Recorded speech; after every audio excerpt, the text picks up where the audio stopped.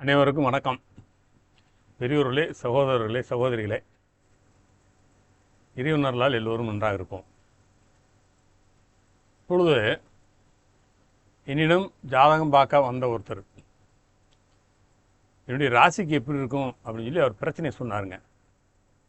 நான் அவரை உட்கார வச்சு ரொம்ப வேண்டிய நண்பருங்கிறதுனால, சார் ராசிங்கிறது நீங்கள் பிறக்கும்போது உள்ளது சார் அப்படி சொல்லி அவருக்கு விவரத்தை எடுத்து சொல்லி அவர் கேட்ட ஜாதகம், அவர் பிரச்சனையை கேட்குறத விட அப்போ ஜாதகத்தை பற்றி அதிகமாக கேட்டார். அவருக்கு வேறு வழி இல்லை, பழகுனவன் நண்பர்கள்னால அவர் ஜாதக ரீதியாக எப்படி பார்க்குறோங்கிறத எடுத்து சொன்னேன். இப்போ சில விஷயங்கள் இந்த மாதிரி சொல்கிறத பூரா நான் அப்படியே வீடியோவை போட்டு வரேன், அவ்வளோதான். இப்போ பாருங்கள், இது ராசி கட்டம். இது வந்து செவ்வாயோட வீடு, சுக்கிரனுடைய வீடு, புதனுடைய வீடு. சந்திரன், சூரியன், புதன், சுக்கிரன், செவ்வாய், குரு, சனி குரு. இது அப்படியே இருக்கிறது தான், இதில் எந்த மாற்றமும் இல்லை. அப்போ தமிழ்நாட்டில் இருக்கிற ஒரு 16 கோடி மக்களுக்கும் அதே கிரகம் தானே, அதே வீடு தானே, அதே 12 ராசி தானே. சரி, அது ஒரே மாதிரி பலன் சொல்ல முடியுமா? முடியாது. அதுக்கு பிறகு அஸ்வினி, பரணி, கார்த்திகை. அஸ்வினி 4 பாதம், பரணி 4 பாதம், கார்த்திகை 1 பாதம் இந்த வீட்டில் இருக்குது. மொத்தம் 9 பாதம் இருக்குது. ஒரு வீடுங்கிறது 30 டிகிரி. இப்போ இதே மாதிரி 30, 60 டிகிரி வரிசையாக உங்களுக்கு 360 டிகிரி இந்த ஒரு ராசி கட்டம். இந்த 360 டிகிரியில் இருக்கிற அந்த ராசி கட்டத்தில் இதில் எப்படி நட்சத்திரம் இருக்கோ அதே மாதிரி உள்ள நட்சத்திரம் இருக்குது. நான் இப்போ எழுதலை. நான் எதுக்கு உங்கள்கிட்ட சொல்ல வரேன்னா, நீங்கள் ஒரு பிரச்சனைன்னு வந்தீங்கன்னா அந்த பிரச்சனையை ஒரு பிறக்கும்போது இருக்கிற ராசி கட்டத்தை மட்டும் வச்சு சொல்ல முடியாதுங்கிறத உங்களுக்கு தெரிவிக்கிறதுக்காகவே இதை சொல்கிறேன். அப்போ எப்படி சொல்லணும் அப்படின்னு நீங்கள் யோசிப்பீங்க, அதை தெரிஞ்சுக்குங்க. இப்போ நீங்கள் ஒரு லக்னத்தில் பிறந்திருப்பீங்க. லக்னம் என்பது உயிர், அதுதான் உயிர் மூச்சு. லக்னத்திலிருந்து 2வது வீடு உங்களுக்கு தனநிலையை காட்டும், 3வது வீடு சகோதரதனை காட்டும், 4வது வீடு சொத்து பத்து காட்டும், 5வது வீடு குழந்தை பிறப்பை காட்டும், 6வது வீடு உங்களுடைய வெற்றியை காட்டும், உங்கள் வேலைவாய்ப்பை காட்டும், 7வது வீடு உங்கள் சந்திக்கக்கூடிய நபரை காட்டும், மனைவியை காட்டும், 8வது வீடு உங்களுடைய கடுமையான உழைப்பையும் உங்களுடைய உடல் வலியையும் மனப்பிரச்சனையும் காட்டும், 9வது வீடு நீண்ட தூர பயணம், கடவுளுடைய அருளை காட்டும், 10வது வீடு நீங்கள் செய்யக்கூடிய தொழில் சுய தொழில் கர்ம வீடை அப்படிங்கிறத காட்டும், 11வது வீடு நீங்கள் ஆசைப்படுறதெல்லாம் கிடைக்குமா, லாபம் சம்பாதிப்பீங்களான்னு காட்டும், 12வது வீடுங்கிறது மோட்சஸ்தானம் சொல்லுவாங்க, அதவே நீங்கள் பிரியஸ்தானம்னு சொல்லிக்கிறாங்க. ஆக அது இன்வெஸ்ட்மெண்ட்டுன்னு சொல்லலாம். இப்போ இந்த 12 வீடு இங்கே இருக்கா இல்லையா, ஒவ்வொரு 1வது வீடு 2வது வீடுன்னு. இப்போ இதே சிம்ம லக்னமாக இருந்தால் இது 1வது வீடாக இருக்கும், அவ்வளோதான். இது 2வது வீடாக இருக்கும். மகர வீடாக இருந்தால் இது 1வது வீடு, 2வது வீடாக இருக்கும், அவ்வளோதான் வித்தியாசம். இப்போ நீங்கள் நான் சொன்ன விஷயத்தில் ஏதாவது வாழ்க்கையில் குடும்பத்தில் நம்மளுக்கு ஒன்று பணப்பிரச்சனை, இல்லாட்டி வீட்டில் மன பிரச்சனை, இல்லைன்னா வேலை பிரச்சனை, இல்லைன்னா குடியிருக்க வீடு இல்லைங்கிற பிரச்சனை, இது தாங்க இருக்க போகுது. ஆரோக்கியம் சம்மந்தப்பட்ட விஷயம், அப்போ குழந்தை பாக்கியம், இதை தவிர நான் வேறு என்னங்க நம்ம பார்க்க போகிறோம். இப்போ இந்த முக்கியமான விஷயங்களை பூரா ஒவ்வொரு வீடும் அதை வச்சுருக்கு. அதை அவர்கிட்ட சொன்னேன். நீங்கள் வரும்போது நீங்கள் இந்த கும்பராசியில் நான் சதய நட்சத்திரத்தில் பிறந்தீங்கன்னு சொன்னீங்க சார். கும்பராசி அப்படிங்கிறது மட்டும் இல்லை, இப்போ சதய நட்சத்திரம் ராகு தசை முடிஞ்சு உங்களுக்கு இப்போ இங்கே இருக்கிற புதன் தசை நடக்குது. அதனால் இந்த புதன் தசை உங்களுக்கு என்ன செய்யுது அப்படின்னு பார்க்கணும். அப்போ அந்த புதன் தசை இதே உங்களுக்கு வாழ்க்கையில் உங்களுக்கு நன்மை செய்தா, உங்கள் பிரச்சனைக்கு காரணம் என்ன, இந்த திசையில் எப்படி இருந்துச்சு, இந்த திசையில் எப்படி இருக்குது அப்படின்னு பார்க்குறதுக்கு இந்த புதன் தசை தான். அப்போ ஒவ்வொரு வீடும் நம்மளுக்கு ஒவ்வொரு தன்மையை கொடுக்குது. நான் சொன்ன உங்ககிட்ட சொன்னது கொஞ்சமாக சொல்லியிருக்கேன், நிறைய விஷயங்கள் இதுக்குள்ளே இருக்குங்க. வாழ்க்கையில் இருக்கக்கூட 1,20,000 பிரச்சனை இருக்குன்னு அத்தனையும் இதுக்குள்ளே இருக்குது. அப்போ இது எந்த வீட்டில் எந்த நட்சத்திரம் இருக்குது, இது மாதிரி நட்சத்திரம் இருக்கா இல்லையா, எந்த வீட்டில் எந்த நட்சத்திரம் இருக்குது, அந்த நட்சத்திரத்தில் நீங்கள் எந்த நட்சத்திரத்தில் 2வது வீடு அமையுது, 3வது வீடு அமையுதுன்னு பார்க்கணும். இப்போ பாருங்கள், மேசராசி லக்னமாக ஒருத்தருக்கு இருக்குன்னு வச்சுக்கிடுவோம். இந்த மேசராசி லக்னமாக இருந்தால் இதை நான் பெரிய கட்டமாக போட்டிருக்கேன் பாருங்கள். செவ்வாயோட வீடு இது மேசராசி லக்னமாக இருக்குது. இப்போ இதில் வந்து அஸ்வினி அப்படிங்கிற ஒரு நட்சத்திரம் இருக்குது, பரணி, கார்த்திகை நட்சத்திரம் இருக்குது. இந்த 3 நட்சத்திரம் சேர்ந்து உங்களுக்கு டிகிரியில் இருக்குது. 2 மணி நேரம் இந்த மேசராசி வேலை செய்யும். நீங்கள் பிறக்கிறப்ப நீங்கள் ஒரு 8:30 மணிக்கு பிறந்தீங்கன்னா 8 மணிக்கு இந்த இந்த வீடு 8 மணிக்கு ஆரம்பிக்குது, 8 மணிலேருந்து இந்த துவங்குது அப்படின்னா இந்த கட்டத்தில் அஸ்வினிங்கிற நட்சத்திரம் மட்டும் 50 நிமிடம் உங்களுக்கு வேலை செய்யும். நீங்கள் 8:30க்கு பிறந்தீங்கன்னா ஒரு சந்திரனோட உபநட்சத்தில் இருப்பீங்க. அதே இது நீங்கள் ஒரு 50 நிமிஷம் அந்த 50 நிமிடத்தில் 8:49க்கு பிறந்தீங்கன்னா குருவோட உபநட்சத்தில் இருப்பீங்க. அதே இது நீங்கள் 8 மணிலேருந்து நீங்கள் 8:10க்கு பிறந்தீங்கன்னா சுக்கிரனோட உபநட்சத்தில் இருப்பீங்க. அப்போ உங்களுக்கு பிறகு பிறந்த ஒருத்தர் ஒரு 10 நிமிஷத்துக்கு லேட்டாக பிறந்து அவர் சூரியனோட உபநட்சத்தில் இருப்பார். இதுதாங்க உபநட்சத்திரம்ங்கிறது. இப்போ இந்த விளக்கத்தை அவர்கிட்ட சொல்லிவிட்டு அவர்கிட்ட அவர் ஜாதகப்படி அவருக்கு பலன் பார்த்து சொல்லிட்டேன். இப்போ அதவே நம்ம வீடியோவில் இப்போ இதுக்கு பேர் காலச்சக்கரம்னு அர்த்தம்.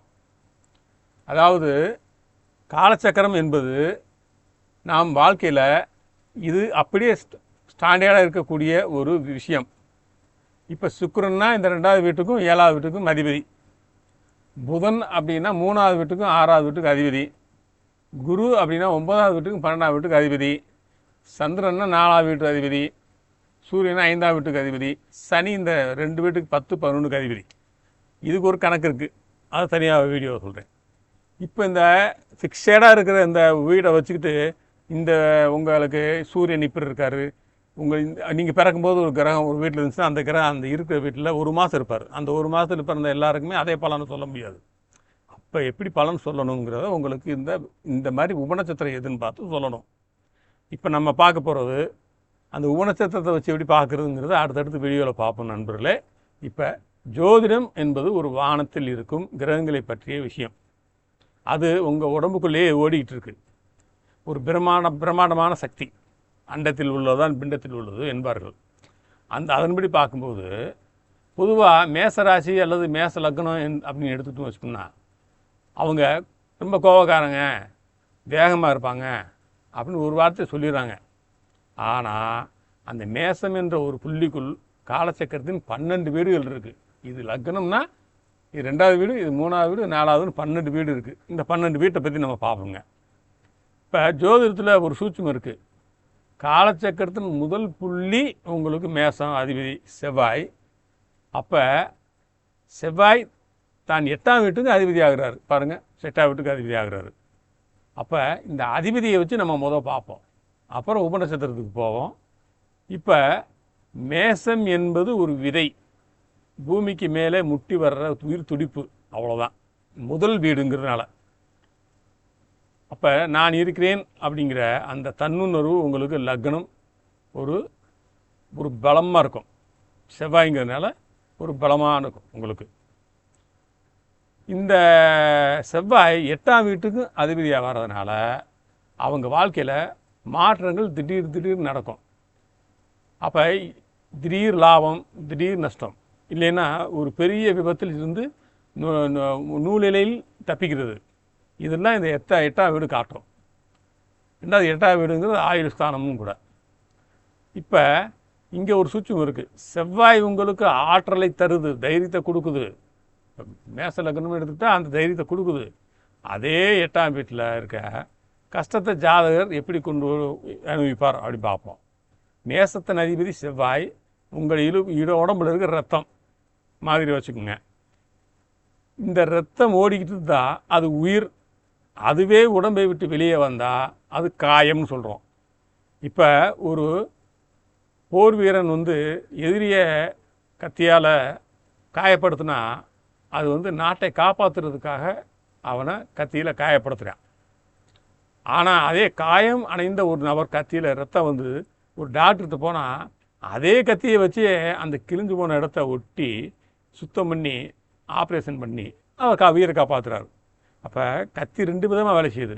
ஒன்று உயிர் எடுக்க பயன்படுது, ஒன்று உயிரை கொடுக்க பயன்படுது.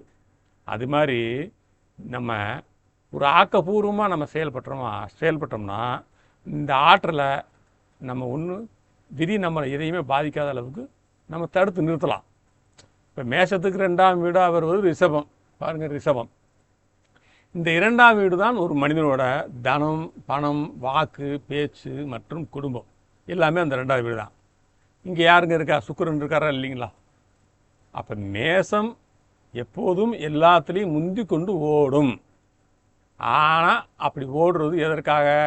நல்லா சாப்பிடணும், குடும்பத்தோட சந்தோஷமாக இருக்கணும், கையில் 4 காசு தங்குறதுக்காகத்தான். அது 2வது வீடு தான் தரும். சுக்கிரன் மட்டும் நல்லா இருந்தால் நீங்கள் நினைக்கிற எல்லாமே கிடைக்கும்.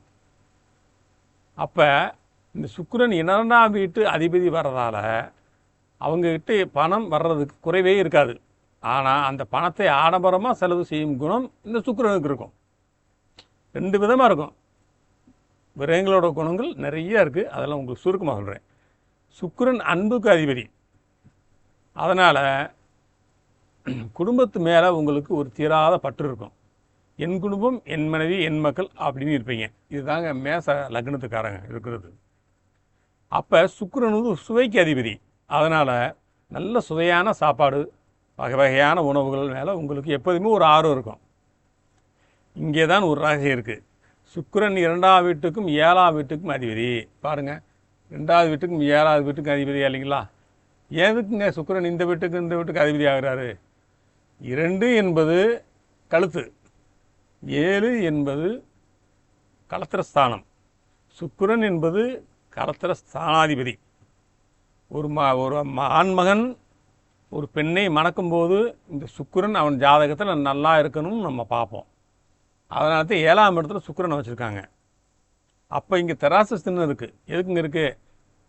இருவரும் சரிசமமாக ஒருத்தர் விட்டு கொடுத்து சரிசமமாக வாழ்க்கை நடத்தணுன்றது இந்த தராசு சின்னத்தை 7ஆம் இடத்துல கொடுத்துருக்காங்க. அப்போ கழுத்துன்னு ஏன் சொல்லியிருக்காங்கன்னா, ஜாதகர் தாலியை கட்டுற இடம் அது. அதனால கழுத்து.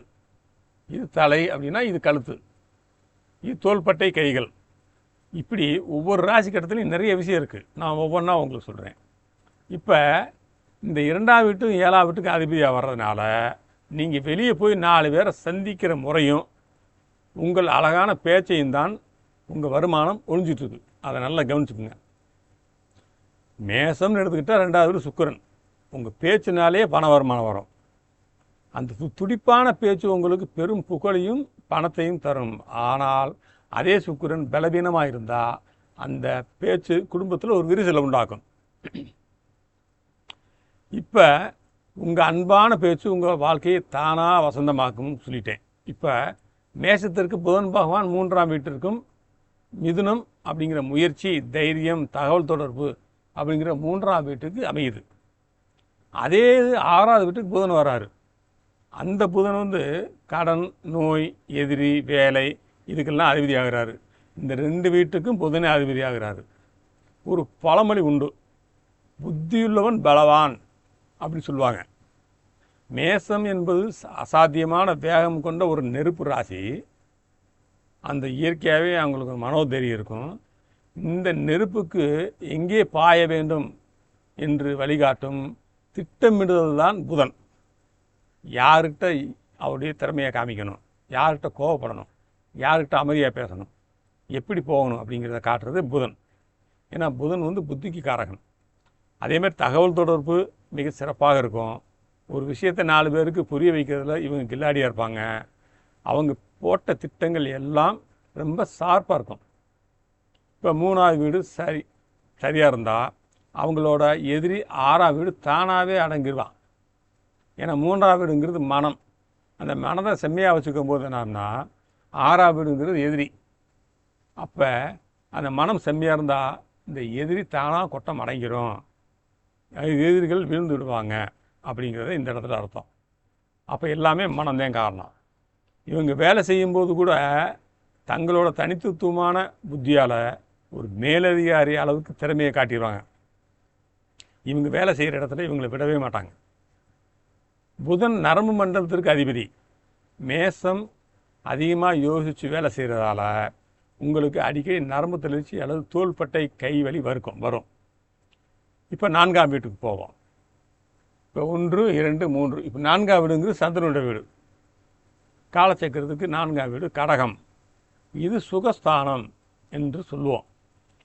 ஒரு மனிதன் இந்த பூமியில் வாழ்வதற்கு தேவையான அடிப்படை வசதிகள் அனைத்தும் இந்த ஒரு இடத்துல தான் ஒழிஞ்சிட்ருக்கு. ஏன்னா ஒரு சாப்பிட உணவே இல்லைனாலும் நம்ம படுத்து தூங்குகிற இடம் நம்ம சொந்த வீடாக இருக்கணும், நிம்மதியாக தூங்கிடலாம். அந்த வீடுங்கிறது இந்த 4ஆம் இடம். அதே மாதிரி ஒரு தாய் இல்லாதவங்களுக்கு அந்த கஷ்டம் தெரியும். தாயோட அன்பு என்னங்கிறது, தாய் சிறந்த கோவிலும் இல்லை, அதை குறிக்கிறது இந்த 4ஆம் இடம் தான். அப்போ இந்த 4ஆம் இடத்துல இருக்க வீடு, சொத்து, வண்டி, வாகனம் எல்லாமே 4ஆம் பாவம். இந்த காலச்சக்கர ரீதியாக 4ஆம் இடம் இது நீர் ராசி அப்படிங்கிறதுனால இவங்க வீடு எப்படி அமையும்னு கேட்டால், ஒரு நீர்நிலைக்கு அருகில் கிணறு உள்ள இடத்துல அல்லது எப்போதும் குளிர்ச்சியான காற்று வீசும் பகுதியில் வீடு அமைய வாய்ப்பு இருக்குது. சந்திரன் வேகமான கிரகம் அப்படிங்கிறதுனால, ஏன்னா வேகமாக சுற்றி வருவார், ஒரு ராசி கட்டத்தில் 2 நாள் இருப்பார், அதனால் வேகமாக சுற்றிட்டு வருவார். அதனால் வேகமான கிரகங்கிறதுனால அவர்களுடைய வாகனங்கள் எப்போதும் பளபளப்பாகவும் சொகுசாகவும் இருக்க வேண்டும் என்று விரும்புவார்கள். நீர் ராசியான கடகத்தில் அசுப கிரகங்களின் தாக்கம் இருந்தால் சொத்து விஷயங்களில் சில இழுபறிகள் ஏற்படும். நீர்நிலை சார்ந்த இடங்களில் போகிறது வர்றது கவனமாக போகணும்.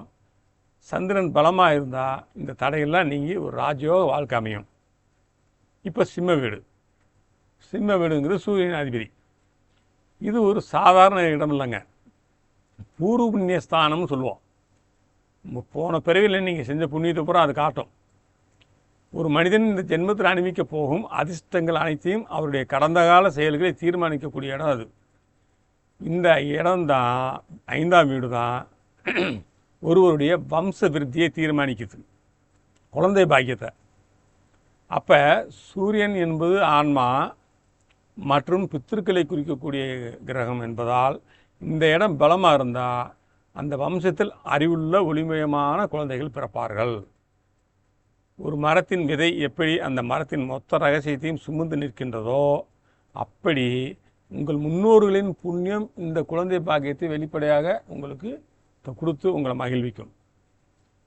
ரசனை, கலை, ஆர்வம் மற்றும் காதல் உணர்வுகளுக்கு இந்த 5ஆம் வீடு தான் பொறுப்பு. இங்கே சூரியன் ஆதிக்கம் செலுத்துறது இவர்களுடைய காதல் என்பது ஒரு கௌரவமான, நேர்மையான மற்றும் அழகான பிணைப்பாக இருக்கும். ஒளிமறைவற்ற அன்பை வெளிப்படுத்தும் இடம் இது 5ஆம் இடம். உணர்வுபூர்வமான விஷயத்தை சொல்கிறது. இந்த 5ஆம் இடம்ங்கிறது உங்களுக்கு ஒரு மந்திர சக்தி காட்டக்கூடிய உரிய இடம். இது ஸ்திரராசியாக இருக்கிறதுனால இவர்கள் எடுக்கும் முடிவுகளில் ஒரு உறுதி இருக்கும். சூரியனின் ஒளிப்பட்டால் எப்படி இருள் விலகுமோ அப்படி இந்த 5ஆம் வீடு பலமாக உள்ளவங்க வாழ்க்கையில் எத்தகைய சோதனைகள் வந்தாலும் அவர்களின் புண்ணிய பலம் அவர்களை காக்கும் அப்படிங்கிறது 5ஆம் இடம். பொதுவாக 6ஆம் இடம் என்றாலே பலருக்கு ஒரு பயம் இருக்கும். ஏன்னா அது ருணரோக, சத்துருஸ்தானம், கடன், நோய், எதிரி அப்படின்னு சொல்லி. ஆனால் உங்கள் அறிவாலும் தந்திரத்தாலும் எதிரிகளை முறியடிக்கக்கூடிய தன்மையை இந்த 5ஆம் வீடு பலமாக இருந்தால் எல்லாத்தையும் சமாளிக்க முடியும். அதேமாதிரி உடல் ஆரோக்கியத்தில் மிகுந்த அக்கறை காட்டுவார்கள். கடனை தீர்ப்பதற்காக துல்லியமான கணக்கு வழக்குகள் இவரிடம் அவசியம் இருக்கும். புதனின் உச்ச வீடு அப்படிங்கிறதுனால 6ஆம் வீடுங்கிறது இங்கே கணக்கு வழக்கு, எழுத்து மற்றும் தர்க்க ரீதியான அறிவு மேலும் வளர்ச்சி அடையும். இந்த இடம் சரியாக இருந்தால் உங்கள் எதிர்ப்புகள் உங்களுக்கு சாதகமாக மாறும். அடுத்து 7ஆம் வீட்டுக்கு போவாங்க. 7ஆம் வீடுங்கிறது சுக்கிரனோட வீடு. ஒரு ஜாதக கட்டத்தில் நேர் எதிரி வீடு பாருங்களேன், லக்னத்துக்கு நேர் எதிர் வீடு. இது 7ஆம் பாவம் கலத்திரஸ்தானம் நம்ம சொல்கிறது. இது எல்லோருடனும் சரிசமமாக பழக்கும் தன்மையை இது காட்டும். அதே சமயம் ஒரு சரராசி, அதாவது எப்போதும் இயங்கிக் கொண்டே இருக்கும் ராசி, ஒரு வேகமான ராசி. உறவுகள் தேக்க நிலை இல்லாமல் புதிய மனிதர்களை சந்திப்பதிலும் புதிய ஒப்பந்தங்கள் உருவாக்குவதிலும் இந்த இடம் ரொம்ப உங்களுக்கு பலரை சந்திக்கக்கூடிய வாய்ப்பையும் சரிசமமாக பழகக்கூடிய வாய்ப்பையும் கொடுக்கும். அதனால் இந்த இடத்தின் சின்னம் திராசுன்னு வச்சுருக்காங்க. ஒரு திராசு எப்படி 2 தட்டுகளையும் சமமாக வைத்திருக்குமோ அதே மாதிரி விருப்பத்தையும் மற்றவர்களின் விருப்பத்தையும் சமமாக பேணுவது தான் இந்த 7ஆம் வீட்டின் ரகசியம். அதனால் மனைவி ஸ்தானம்னா 7ஆம் இடம். அவங்க விருப்பத்துக்கு நீங்கள் தடை இல்லாமல் ஒருத்தருக்கு ஒருத்தர் விட்டு கொடுத்து போகணும். தராசு மாதிரி இருக்கணும். உங்களுக்கு அமையப்போகும் கணவன் அல்லது மனைவி எப்படிப்பட்டவர் என்பதை இந்த இடந்தே சொல்லும். இப்படி ஒவ்வொரு வீடும் ஒவ்வொன்றும் சொல்லுது. நான் பிறக்கும்போது இந்த ராசி என்ன சொல்லுதுன்னு சொல்ல முடியுங்களா? பலன் சொல்ல முடியுமா?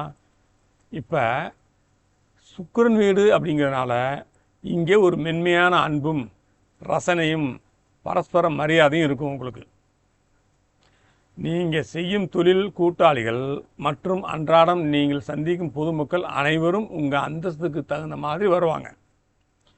7ஆம் வீடு பலமாக இருந்தால் அந்த மனிதன் சமூகத்தில் ஒரு மரியாதைக்குரிய நபராக இருப்பார். நண்பர்களே, 7ஆம் வீடு என்பது வெறும் கல்யாணத்தை பற்றி மட்டும் சொல்லும் இடமல்ல.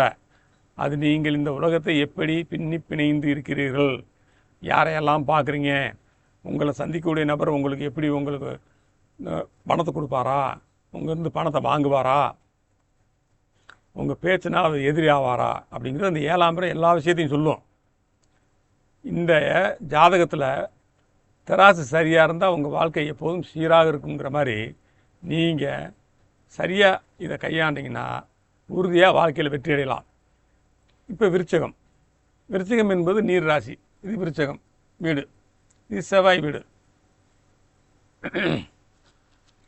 ஓடும் நதி அல்ல, இது ஒரு ஆழமான கடல் அல்லது அடர்ந்த கிணறு போன்றது. அதே சமயம் இது ஒரு ஸ்திர ராசி, ஒரு இடத்துல தேங்கி நிற்கும் நீர் மாதிரி. இங்கே செவ்வாய் அதிபதியாக இருக்கிறதுனால இந்த நீர் சூடான நீராக இருக்கும். அதனால் இவர்களிடம் ஒரு ஆழமான பிடிவாதமும் எதையும் விடாமுயற்சியோடு செய்ய முடிவதற்கும் வேகமும் இருக்கும் இவங்ககிட்ட. இந்த இடம் சுபத்துவமாக இருந்தால் ஒருவருக்கு நீண்ட ஆயுளும் எதிர்பாராத திடீர் யோகங்களும் உயில் மூலம் வரும் யோகங்களும் சொத்துக்களும் கிடைக்கும். கஷ்டப்பட்டு உழைக்காமல் வரும் பண வரவுகள் இந்த 8ஆம் வீட்டின் கொடைன்னு சொல்லலாம்.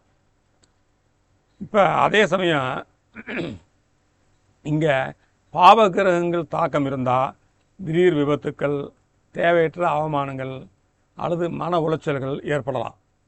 இது ஒரு மறைவு ஸ்தானம்னு சொல்லுவாங்க. பிரச்சனைகள் எப்போதும் வரும் என்று நம்மளுக்கு கணிக்க முடியாது. விருச்சிகம் என்பது ஒரு ரகசிய ராசி. ஆராய்ச்சித்துறை, துப்பறியும் வேலை, வர்மக்கலை மற்றும் நாம் இப்போது பேசிக்கொண்டிருக்கும் இந்த ஜோதிடம் போன்ற ஆழமான கலைகளுக்கு இந்த 8ஆம் வீடு தான் ஆதாரம். மற்றவர்களுக்கு தெரியாத ரகசியங்களை அறிந்து கொள்வதில் இவர்களுக்கு ஒரு அசாத்திய திறமை இருக்கும். நண்பர்களே, 8ஆம் வீடு என்பது முடிவல்ல, அது ஒரு புதிய ஆரம்பம்.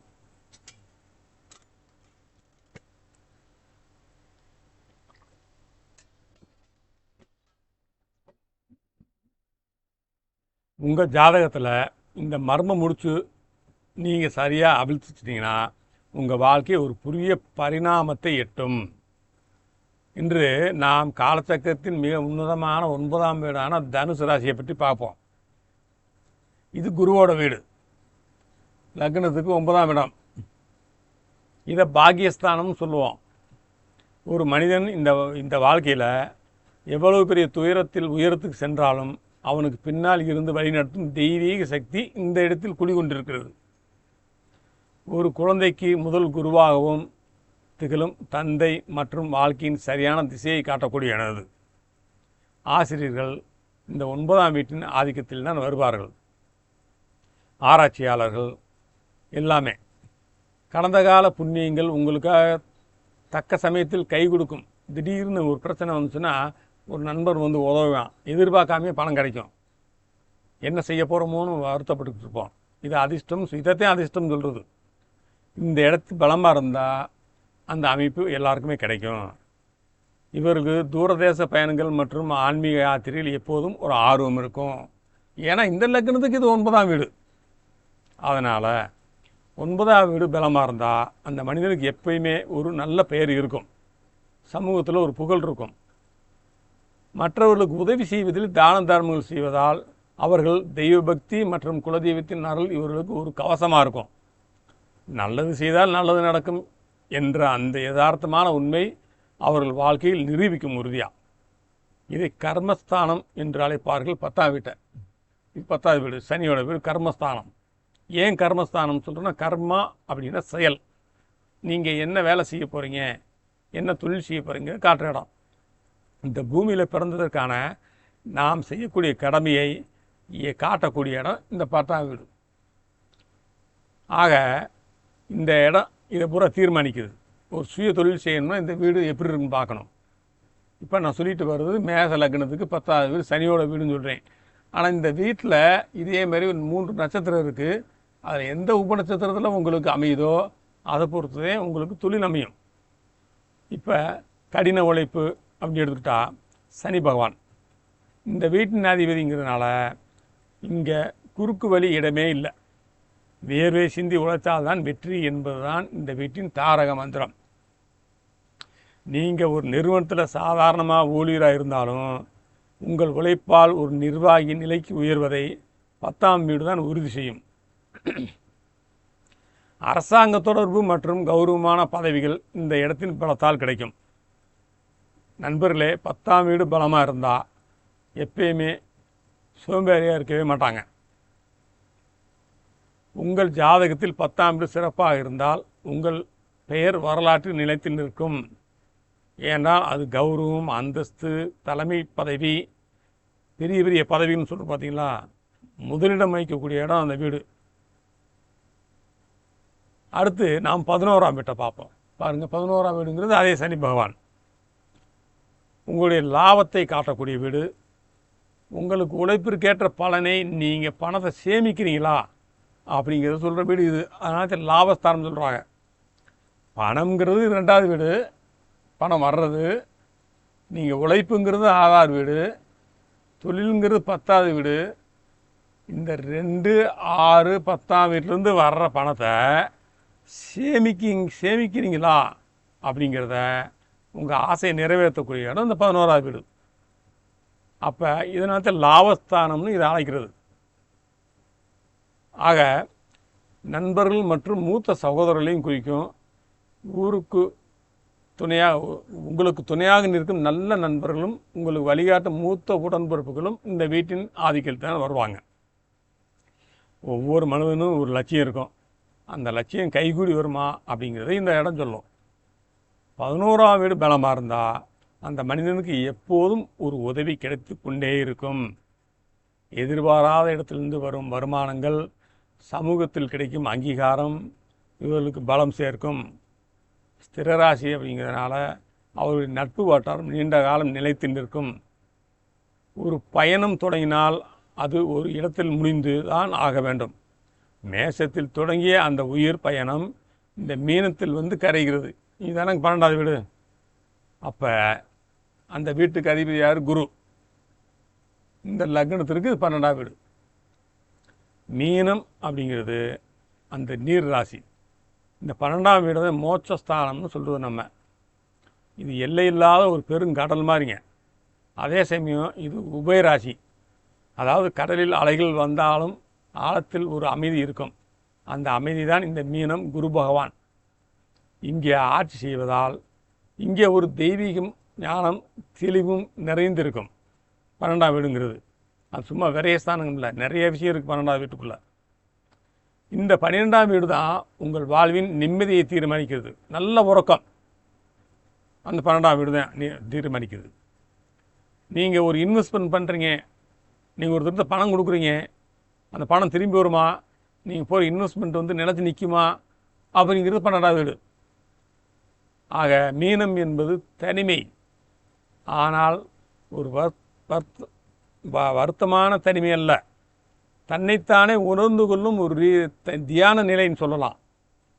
வெளிநாடுகளுக்கு சென்று வாழ்தல் மற்றும் உலக தொடர்பில் இருந்து விலகி அந்த மோட்ச நிலை அப்படிங்கிறத அந்த இடத்தில் பலமாக கிடைக்கிறது தான் அந்த 12ஆம் வீடு. இப்போ நம்ம குடும்பத்துக்காக வெளிநாட்டில் வேலை செய்கிறோம், அது தனிமைன்னு சொல்ல முடியாது.